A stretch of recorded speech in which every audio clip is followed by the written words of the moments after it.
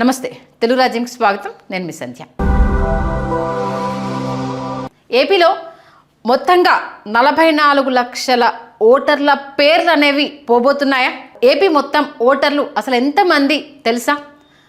మొత్తంగా చూసుకుంటే ఇప్పటి వరకు ఉన్న లెక్కల ప్రకారం 4,16,00,000 మంది. వీరిలో ఏకంగా 44,62,517 మందిని అన్కలెక్టబుల్ ఓటర్స్గా గుర్తించారంట. అంటే రాష్ట్రంలోని మొత్తం ఓటర్లో 10.72%, అంటే మన పరిభాషలో సింపుల్గా చెప్పాలంటే ప్రతి 100 మంది ఓటర్లలో దాదాపు 11 మంది రికార్డ్స్లపై వెరిఫికేషన్ ఇష్యూ అనేది ఇప్పుడు వచ్చిందట.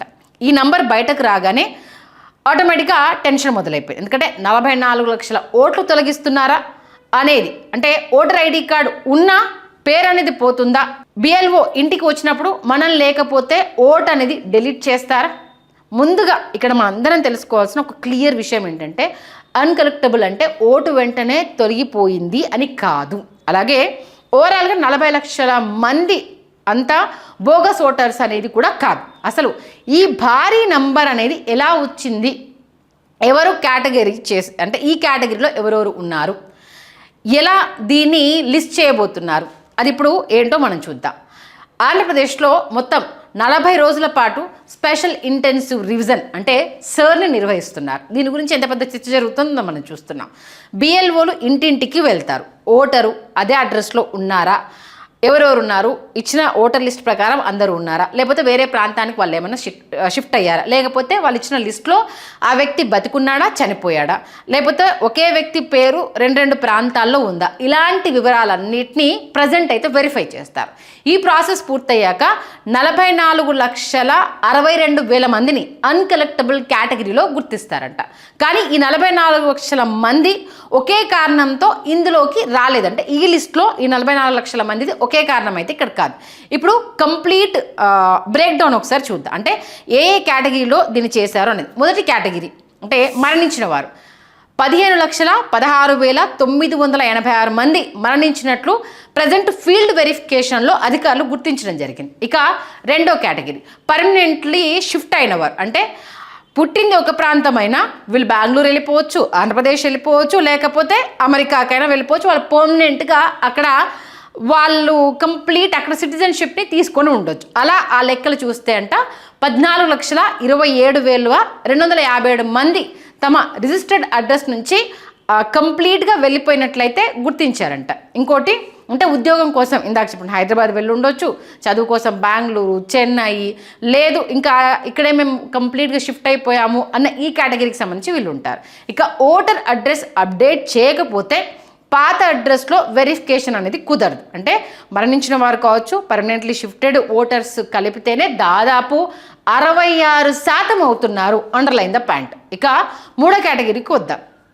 కనిపించిన వారు అంటే రిపీటెడ్ విజిట్స్ చేసిన 7,82,000 మంది రిజిస్టర్డ్ అడ్రస్లో కనిపించలేదని అధికారులు చెప్తున్నారు. అంటే నార్మల్గా వాళ్ళు పుట్టిన ఊరు అక్కడే, కానీ పనుల కోసము హైదరాబాద్కి వచ్చేవాళ్ళు కొంతమంది, ఆ చుట్టూ ఉన్న ప్రాంతాల్లో ఉండేవాళ్ళు కావచ్చు, లేకపోతే ఏపీలోనే ఉన్న అదే ప్రాంతంలో ఉండకుండా వేరే దగ్గర ఉండేవాళ్ళు కావచ్చు. ఇలాంటి అంటే జెన్యూన్ ఓటర్స్కు కన్సర్న్ అనేది ఇక్కడ ఉంటుంది. అంటే బిఎల్ఓ వచ్చినప్పుడు ఇంట్లో ఎవరు లేకపోయి ఉండవచ్చు, లేకపోతే ఆ వ్యక్తి టెంపరవరీగా బయట ఉండొచ్చు, రెంట్ హౌస్ ఖాళీ చేసి ఇంకో దగ్గరికైనా వెళ్ళి ఉండొచ్చు. అంటే కనిపించలేదు అంటే ఆ వ్యక్తి ఫేక్ ఓటర్ అని మాత్రం ఇక్కడ కాదు, అండర్లైన్ చేసుకోవాలి. కానీ తన స్టేటస్ను వెరిఫై చేసుకోవాల్సిన బాధ్యత మాత్రము ఖచ్చితంగా ఆ ఓటర్ పైనే ఉంటుంది. ఎందుకంటే తన అడ్రస్లో ఉంటున్నాడా లేదా, పని మీద వేరే దగ్గరికి వెళ్ళాడా, ఏంటి డూప్లికేట్ ఎన్రోల్మెంట్ జరిగిందా, వీటన్నింటికి సంబంధించి తెలుసుకోవాలి. ఇక డూప్లికేట్ ఎన్రోల్మెంట్కి సంబంధించి 7,27,000 మంది మరో ప్రాంతంలో కూడా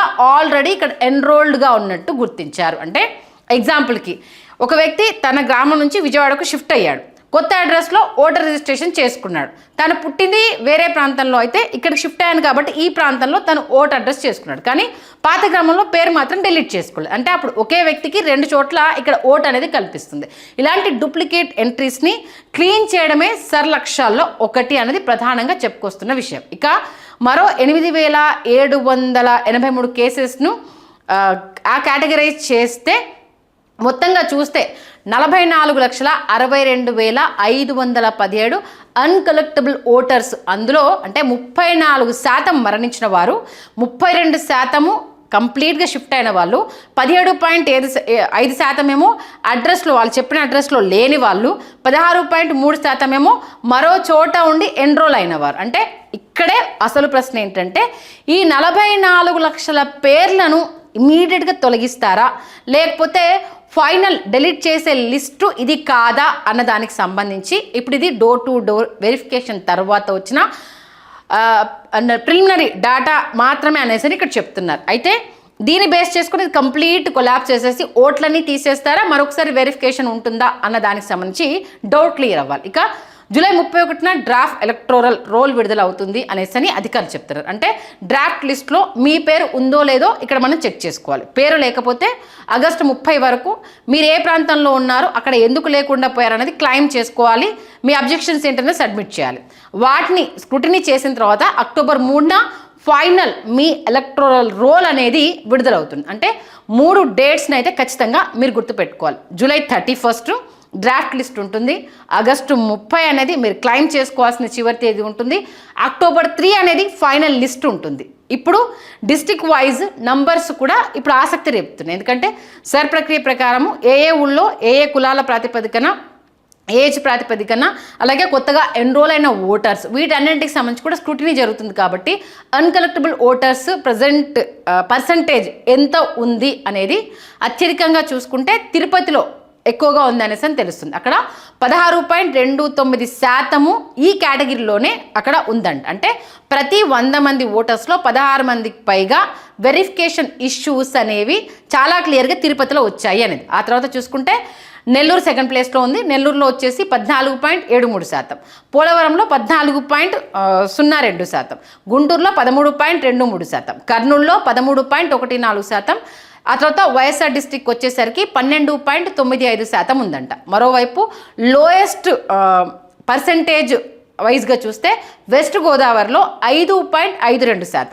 ఏలూరులో 6.18%, ఎన్టీఆర్ డిస్టిక్లో 7.14% అయితే నమోదైందంట. అంటే పర్మనెంట్లీ షిఫ్టెడ్ ఓటర్స్ నంబర్స్లో కూడా తిరుపతి అనేది ముందుంది. అంటే తిరుపతిలో 1.24 లక్షలు, విశాఖపట్నంలో 1.13 లక్షలు, అంటే 1,13,000 మంది, నెల్లూరులో 1,12,000 మంది, గుంటూరులో అంటే శాతం ప్రకారం మనం నంబర్ వైజ్ తీసుకుంటే గుంటూరులో 1,08,000 మంది రిజిస్టర్డ్ అడ్రస్ నుంచి వీళ్ళు వేరే ప్రాంతాలకి షిఫ్ట్ అయ్యారని గుర్తించారంట. అంటే ఇప్పుడు వ్యూవర్స్గా మీరు అంటే ఎంటైర్ లిస్ట్ చూశారు కదా, అంటే 3 కేటగిరీస్ని చేశారు. 3 కేటగిరీస్లో మరణించిన వాళ్ళ లిస్ట్ ఒకటి, అడ్రస్ షిఫ్టెడ్ ఒకటి, లేకపోతే పర్మనెంట్గా వీళ్ళు వెళ్ళిపోయిన వాళ్ళు, మీరు అడ్రస్ చేంజ్ అయిపోయినా ఇంకొక దగ్గర అంటే ఒకే ప్రాంతంలో 2 ఓట్లు కలిగిన ఇలాంటి లిస్ట్లో మీరు ఉన్నారా లేదా అనేది ఖచ్చితంగా మీరు ముందు మీ ఓటర్ లిస్ట్లో చెక్ చేసుకోవాలి. అంటే ఈపీఐసి నంబర్తో ఎలక్షన్ కమిషన్ దగ్గరికి వెళ్ళి ఓట్ పోర్టల్లో మీ నంబర్కి సంబంధించి మీరు సెర్చ్ చేసుకోవాలి. దానికి సంబంధించి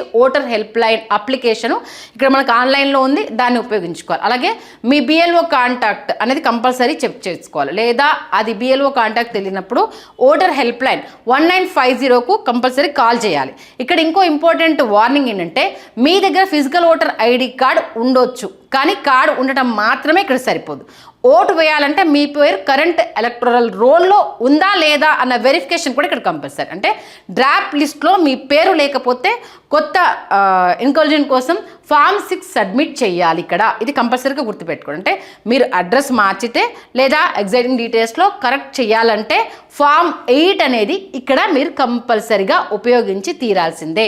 ఇక జూలై 31 తర్వాత మీరు పేరు తప్పకుండా చెక్ చేసుకోండి. అంటే మీ ఇంట్లో పెద్దవారి పేర్లు కూడా చూడండి. అంటే పేర్లు మారాయా, అదే పేర్లో ఉన్నారా, మీరు ఎన్రోల్ చేసిన అందరూ లిస్టులో ఉన్నారా అనేది. అంటే బయట ఉద్యోగం చేస్తున్న కుటుంబ సభ్యులకు సంబంధించి ఈ ఇన్ఫర్మేషన్ కంపల్సరీగా పంపండి.